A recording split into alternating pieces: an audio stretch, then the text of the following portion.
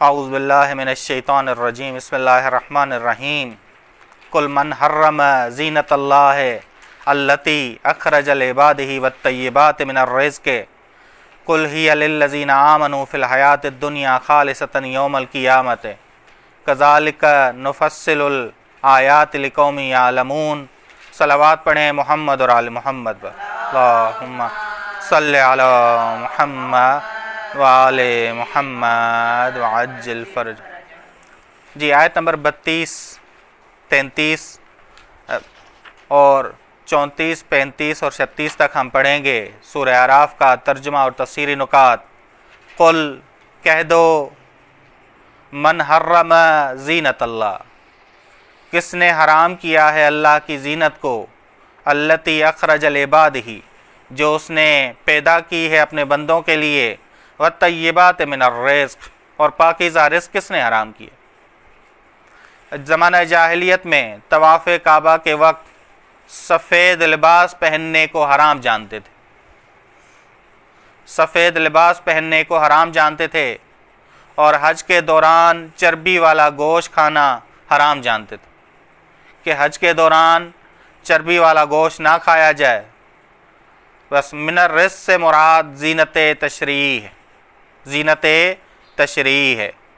دیکھیں جی، زینت کی دو قسمیں ہیں، زینت تکوینی ہے، زینت تشریح، زینت تشریح۔ یہاں بات زینت اللہ یعنی اللہ کی زینت سے مراد ہے زینت تشریح۔ زینت تشریح جب آپ کہیں گے تو حلال اس میں شامل ہو جائے گا۔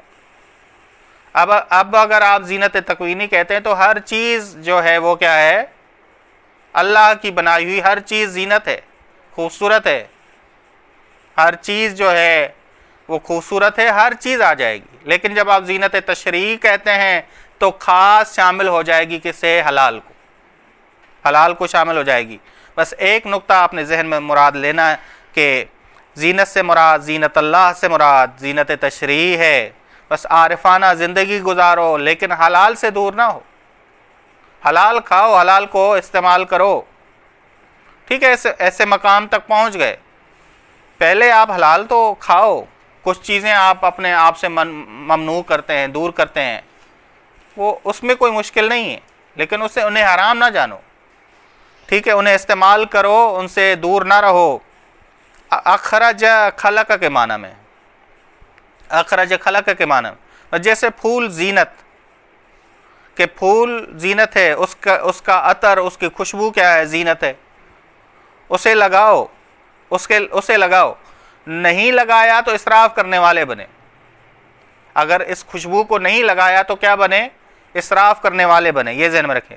بس روایات میں ہمیں کہا گیا ہے کہ حلال کو استعمال کرو، قرآن نے بھی ہمیں کہا ہے کہ کیا کسے استعمال کرو، حلال کو استعمال۔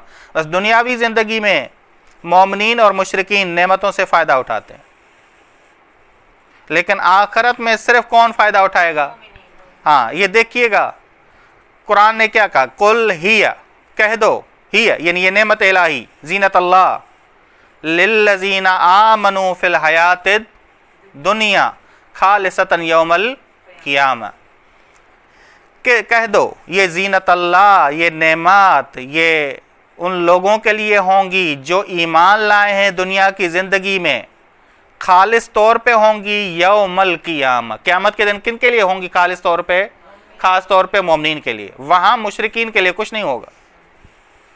اب سوال کہ مشرکین کے لیے کیا ہوگا، ہم پڑھ کے آئے ہیں سورہ غاشیہ آیت نمبر 8 میں، لیس لہم طعام الا من ضریع، نہیں ہوگا ان کا کھانا مگر خاردار جھاڑیاں۔ لیس لہم طعام، وہاں یہ زینت اللہ نہیں ہوگی ان کے لیے، وہاں وہ حلال اور پاکیزہ رزق نہیں ہوگا ان کے لیے۔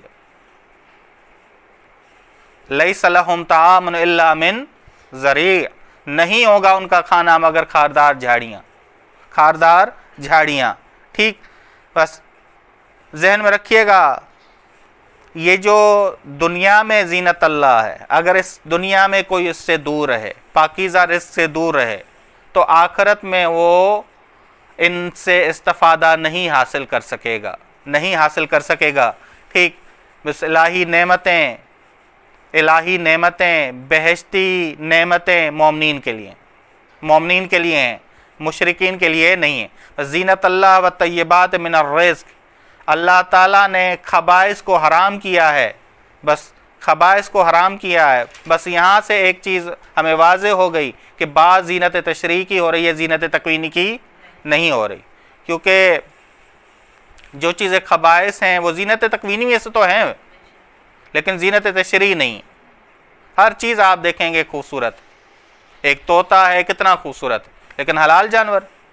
تو بس یہ ذہن میں رکھیے گا کہ جو خداوند عالم نے حلال کیا ہے اسے زینت تشریع کہیں گے، باقی ہر چیز خوبصورت ہے۔ آپ کہتے ہیں کہ طوطا ایک پرندہ ہے جو خوبصورت ہے لیکن حلال پرندہ نہیں ہے، تو آپ کہیں گے کہ زینت تکوینی، زینت تکوینی ہے۔ کذالک نفصل الآیات لقوم یعلمون، یعنی ہم اسی طرح بیان کرتے ہیں آیات کو اس قوم کے لیے جو جانتے ہیں۔ بس قوم جاننے والی ہونی چاہیے، قوم عاقل ہونی چاہیے۔ بس عقل حجت اللہ ہے، نقل بھی کیا ہے؟ جو اللہ کی طرف سے وحی آئی ہے وہ بھی حجت اللہ ہے۔ بس جس طرح نقل سندن معتبر ہے، جہت کے لحاظ سے معتبر ہے، دلالت کے لحاظ سے معتبر ہے، متشابہ نہ ہو وہ حجت ہوگی۔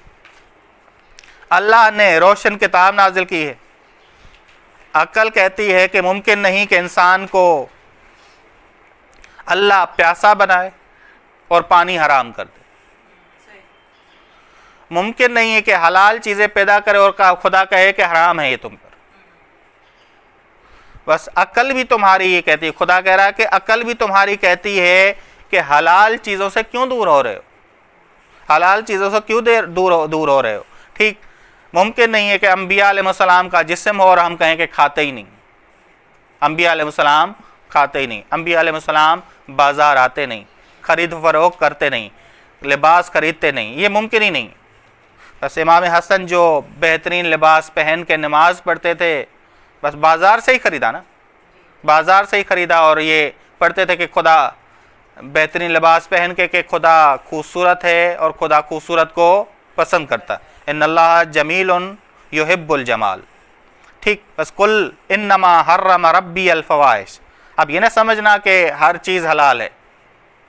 اب آیت نمبر 33 نے کیا کہا کہ ہر چیز زینت تشریع ہر چیز نہیں ہے، بس معلوم ہو رہا ہے کہ بات زینت تشریع کی ہو رہی، زینت تکوینی تو ہر چیز کیا ہے؟ خوبصورت ہے۔ بس قل انما حرم ربی الفواحش، کہہ دو صرف میرے رب نے حرام کیا ہے فواحش کو، ما ظہر منہا، جو ظاہری طور پہ ہے، نہیں اعلانیہ زنا کرنا، وما بطنا، باپ کی بیوی سے نکاح کرنا، پوشیدہ فواحش، والاسم، گناہ کو، والبغی، تجاوز کرنے کو، بغیر حق، بغیر حق کے، تجاوز کرنا ناحق ہی ہے۔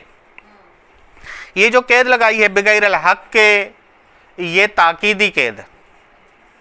بعض قیدیں جو ہوتی ہیں کیا ہوتی ہیں؟ وضاحت کے لیے ہوتی ہیں، بعض قیدیں کیا ہوتی ہیں؟ تاکید کے لیے ہوتی ہیں۔ جیسے آپ کہتے ہیں صراط المستقیم، یہ مستقیم کا تاکید کے لیے، کیونکہ صراط سے معنی خود سیدھا راستہ ہے، صراط کا معنی خود سیدھا راستہ، مستقیم تاکید کے لیے آئی، سیدھا راستہ، صرف سیدھا راستہ تاکید کے لیے۔ بس تجاوز کرنا ناحق ہی ہے، بس بغیر الحق کے تاکید کے لیے آیا ہے۔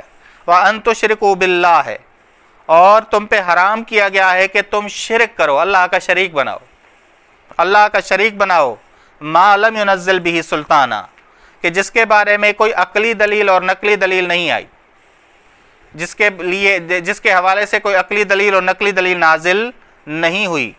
بس یہ ما لم ينزل سلطانہ، یہ کون سی تاکید ہوئی؟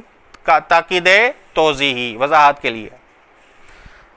پہلے جو قید آئی تھی بغیر الحق کی، یہ تاکید کے لیے آئی تھی، اور یہاں ما لم ينزل به سلطانہ توضیحی، قید توضیحی، کہ جس کے حوالے سے کوئی عقلی دلیل اور نقلی دلیل، کوئی عمومی کوئی خصوصی دلیل نازل نہیں ہوئی۔ ٹھیک، وَأَن تَقُولُوا عَلَى اللَّهِ مَا لَا تَعْلَمُونَ، اور یہ کہ تم کہو اللہ کے خلاف وہ بات جو تم نہیں جانتے۔ بس شرک کرو، شرک برہان پذیر نہیں ہے، دلیل پذیر نہیں ہے، اور جو تم نہیں جانتے وہ بولو، وہ کہو وہ حرام ہے، وہ کیا ہوگا؟ حرام ہوگا، کہ امام نہج البلاغہ میں فرماتے ہیں من ترک قول لا ادری، جو لا ادری کے قول کو ترک کر دے وہ ہلاکت میں پڑ جاتا ہے۔ کہ جہاں انسان نہیں جانتا وہ کہے کہ میں نہیں جانتا، بلکہ کہے اپنی بات کہہ دے تو وہ ہلاکت میں پڑتا ہے۔ آیت نمبر 34 وَلِكُلِّ أُمَّةٍ أَجَلٌ، ہر امت کی ایک مدت ہے۔ بس یہاں سے معلوم ہو رہا ہے کہ انسانی معاشروں کی افراد کی مانند معین عمر ہے، معین زندگی، معین عمر ہے، معین زندگی ہے۔ بس معاشرے کا وجود ہے، اس کا حساب و کتاب ہے، اس کی زندگی ہے، اس کی موت ہے۔ جس طرح ایک فرد کی زندگی ہوتی ہے، ایک فرد ہے جس کی زندگی ہے، حساب و کتاب ہے۔ بس انسانی معاشروں کی افراد کی مانند کیا ہے؟ افراد کی مانند معین عمر ہے، زندگی ہے، مدت ہے۔ وَلِكُلِّ أُمَّةٍ أَجَلٌ، ہر امت کے، ہر معاشرے کی ایک مدت ہے، ایک مدت ہے۔ فَإِذَا جَاءَ أَجَلُهُمْ، جب اس کی زندگی مکمل ہوتی ہے، قضاء اجل آتی ہے، نہ تاخیر ہوتی ہے نہ تقدیم ہوتی ہے، وہ ختم ہو جاتی ہے، اس کی عمر کیا ہو جاتی ہے؟ ختم ہو جاتی ہے۔ ایسے معاشرے تاریخ کا حصہ بن جاتے ہیں، تاریخ کا حصہ بن جاتے ہیں، آہستہ آہستہ لوگ بھولتے جاتے ہیں۔ آپ کتنے لیں گے ہڑپا والے لوگ ہیں کہ یا موہنجو دڑو ہے، یہ سارے آپ دیکھ لیں کہ کہاں تک تاریخ کا حصہ بن گئے، سوائے ان لوگوں کے جنہوں نے اللہ کی خاطر قیام کیا، وہ کبھی نہیں بھولے جاتے۔ جیسے کربلا ہے کہ کربلا کا ہر سال واقعہ تر و تازہ ہو جاتا ہے، کیوں؟ کیونکہ اللہ کے لیے انہوں نے قیام کیا۔ وَلِكُلِّ أُمَّةٍ أَجَلٌ، ہر امت کے لیے ایک مدت ہے۔ جس طرح فرد کی عمر ہوتی ہے، زندگی ہوتی ہے، اسی طرح معاشرے کی بھی ایک عمر ہوتی ہے، زندگی ہوتی ہے۔ بس جب اس کی مدت عمر تمام ہوئی تو نہ کوئی تاخیر ہوگی، نہ کوئی وہ آگے بڑھ سکے گا۔ بس ایک گھڑی سے مراد ایک گھنٹہ نہیں ہے کہ ایک گھنٹہ مراد لیں، ایک گھڑی سے مراد عرفی مقدار ہے کہ ایک لمحہ بھی وہ یا بنی آدم اما یاتینکم رسل منکم یقصون علیکم، اے اولاد آدم، اے آدم مثالی، یا بنی آدم یعنی اے آدم مثالی، بس تمہارے پاس میری طرف سے پیغمبر آئیں گے، یقصون قص یقصو، بیان کریں گے تم پر میری آیات کو، فمن اتقی و اصلح، جو لوگ انبیاء کے تابع ہیں وہ متقی ہیں اور مصلح ہیں۔ بس جو متقی ہوا اور جس نے اصلاح کی، کیسے اصلاح کی؟ انبیاء کی پیروی کر کے، انبیاء کی پیروی کر کے، فلا خوف علیہم ولا هم یحزنون، پس ان پر کوئی خوف نہیں ہوگا اور نہ ان پر خوف نہیں ہے اور نہ ہی وہ غمگین ہوتے ہیں۔ کوئی کا ترجمہ نہیں کرنا، بس ان پر خوف نہیں ہے اور نہ ہی وہ غمگین ہوتے ہیں۔ بس اللہ کہتا ہے کہ قرآن میں آپ غور کریں، پہلا مرحلہ خوف اور غم کا ہے۔ مومن کو خوف اور غم ہوتا ہے، لیکن وہ ولی اللہ بن جائے تو خدا کہتا ہے کہ الا ان اولیاء اللہ لا خوف علیہم ولا هم یحزنون، خدا سلب کرتا ہے اولیاء الہی سے خوف اور غم کو۔ ٹھیک، خدا سے جتنا رابطہ قوی ہوگا، خوف اور غم کیا ہوگا؟ اللہ دور کر دے گا۔ ٹھیک، بس اللہ کی زینت وہ ہے جو عبادت میں ہو، جیسے نئے کپڑے پہننا، خوشبو لگانا۔ اگر خوشبو لگائی ہے اور نامحرم تک پہنچ جائے، نامحرم کو دکھانے جائے، ایک عورت ہے جو خوشبو لگاتی ہے، تو یہ زینت اللہ ہوگی یا نہیں ہوگی؟ بس یہ ذہن میں رکھیے گا، متقی بننا ہے، مصلح بننا ہے تو ہر چیز خدا کے مطابق استعمال کرنی، جس طرح انبیاء نے کہا ہے اسی طرح استعمال کرنی ہے۔ والذین کذبوا بآیاتنا، جو لوگ جھٹلاتے ہیں ہماری آیات کو، پیغمبروں کو، ہماری آیات کو، واستکبروا عنہا، اور تکبر کرتے ہیں ان سے، آیات الہی سے قبول نہ کر کے، ایمان نہ لا کر، اولئک اصحاب النار، یہی لوگ اصحاب دوزخ ہیں، ہم فیہا خالدون، اور وہ اس میں ہمیشہ رہیں گے۔ بس شیطان کا کام تکبر ہے، اور آدم مثالی بھی کیا کرے؟ تکبر کرے، تو وہ کیا ہوگا؟ کہاں سے نکلے گا؟ جنت سے نکلے گا۔ کہاں جائے گا؟ اولئک اصحاب النار ہم فیہا، اگر اس نے توبہ نہیں کی، اگر یہ نہیں کہا ربنا ظلمنا انفسنا ان لم تغفر لنا وترحمنا لنکونن من الخاسرین، بس اگر توبہ نہیں کی، بس شیطان کے اگر پیروکار بنے آدم مثالی تو تمہیں تکبر دلائے گا۔ اسی نے کہا انا خیر منہ، اسی نے تکبر مخلوق کے لیے قرار دیا، حالانکہ تکبر مخلوق کا کام نہیں ہے، اللہ ہی کے لیے ہے کبریائی۔ ٹھیک، وصلی اللہ علی محمد اہل بیتہ الطیبین الطاہرین، اللہم صلی علی محمد وآل محمد وعجل فرجہ۔